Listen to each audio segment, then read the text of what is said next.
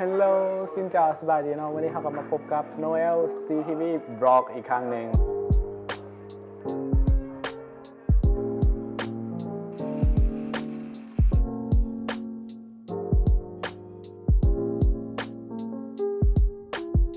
วันนี้เราอยู่ในช่วงโฟโต้ชูตเนาะซึ่งวันนี้เรากลับมากับต้นอีกแล้วเจอกับต้นอีกแล้วในนอกกับน้องใหม่ โลเคชั่นแรกเขาก็คือว่าเป็นห้างดริปคอฟฟี่วันนี้เขาก็เอากล้องฟิล์มมาถ่ายนำเป็นฟิล์มโกดักคอลเลอร์พัท200แล้วนี่ก็เป็นนางแบบเขาเนาะซึ่งว่าเขาก็จะบอกว่าเราเป็นไผ่เถื่อตอนนี้เราก็บังหน้า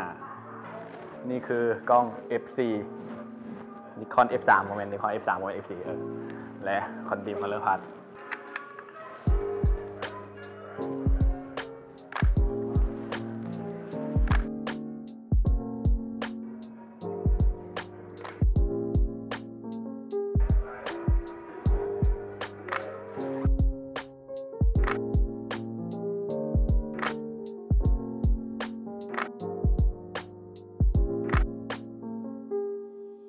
ได้จังหูแล้วมันถ่ายหลายคนไม่ใช่มันถ่ายหลายคนเนาะจะปล่อยให้สร้างไฮฮุบต้นเราถ่ายเป็นดิจิตอลไปต้นไฮมันต้องดิจิตอลกันแล้วจะไปแต่งฟิล์มก็ได้ดิจิตอลไปแต่งฟิล์มมันกับโทนฟิล์มเท่ปะวะทำรูปโทนฟิล์มอะไรกัน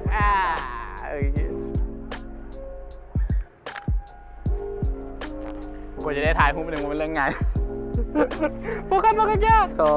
3งามดิจิตอลถ่ายได้ไป10รูปแล้วฟิล์มในโซซีได้โฟกัสในนางแบบมาถ่ายรู้สึกเป็นไงมือนี่รู้สึกฮอนยิงคำตุกๆเลยนะโฟกัส1 2 3ลิงกระหม่ดิลิงกระหม่ดูท้องมาลิงกระหม่1 2 3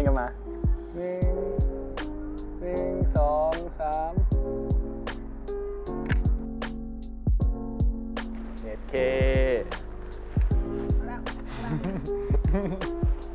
ตอนนี้ไอ้ต้นชายยังไอ้ต้นหนักแบบสิ1 2 3โอเคperfect 1 2 3จับมือจับตาไว้ปิดตาไว้ปิดรถปิดตาเห็นปิดหมดแต่วาย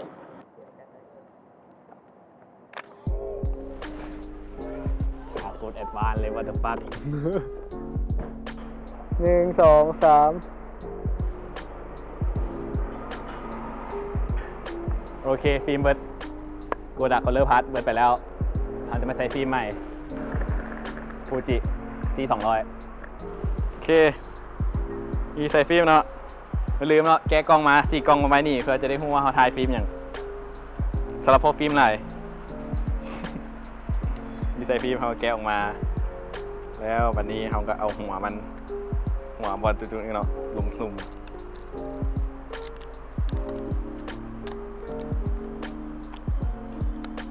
ล็อกลาก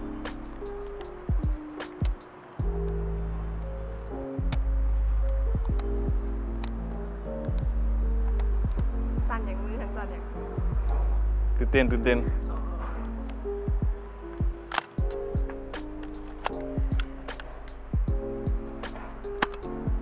มาฟิล์มเข้าแล้ว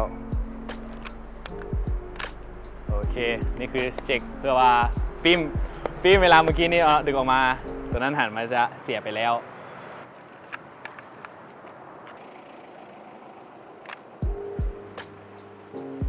โอเคพร้อมถ่ายเมื่อกี้นี่ลองยากเนาะโอเคไปเดี๋ยวเราจะไปถ่ายฟูจิคอลเลอร์พัทโมเมนต์ฟูจิบีC200เอาโกดักคอลเลอร์พัทมาผสมกันC200 1 2 3ไปต่อ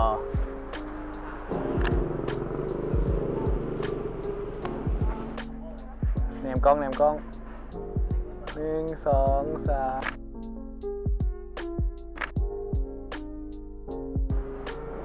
ดูโฟกัสปะ1 2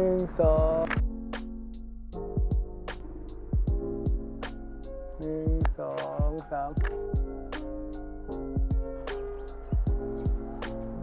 โอเคย่างไปนี่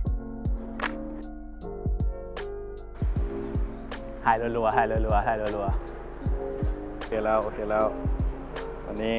โฟกัสให้มันถึก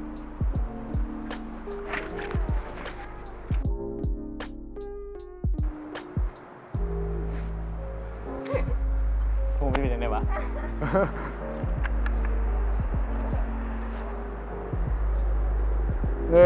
2 3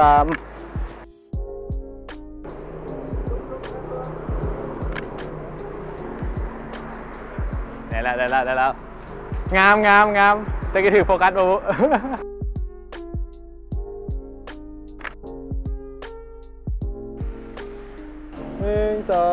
3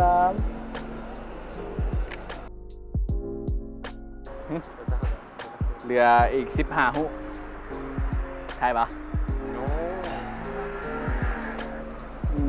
มวยยิ้ม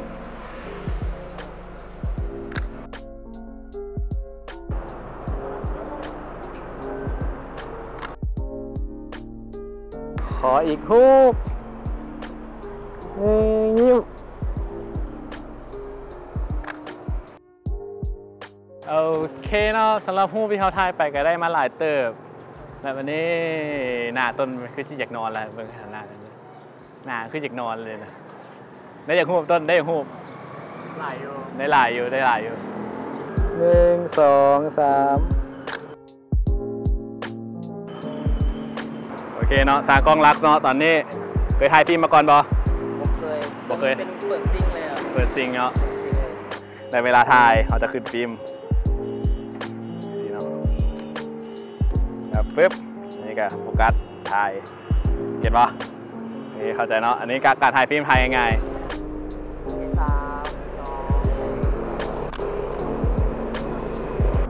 1 2 3โอเคนั่นแหละถ่ายฟิล์มเราถ่ายเดือนละม้วนเลเยอร์ทีมพวกเราหับล่างสแกนฟิล์มและขายฟิล์มถ้าใครสนใจในการถ่ายรูปฟิล์มกล้องฟิล์มสามารถติดต่อได้ที่เพจเลเยอร์ทีมสามารถติดต่อได้ที่เลเยอร์ทีม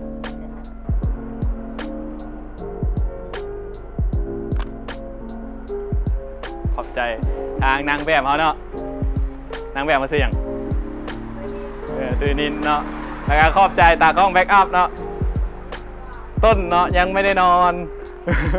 แล้วก็ตากล้องคนจับกล้องอยู่เนาะรักจากซ่องไอคราวเดอะคราวเลยไอคราวเดอะคราวเนาะใครอยากเบิ่งการถ่ายรูปก็ไปเบิ่งของเราได้โอเคแล้ววันนี้ก็ขอจบบล็อกแล้วเพียงเท่านี้เจอกันถ่ายฟิล์มสุดต่อไปอยู่เวียดนาม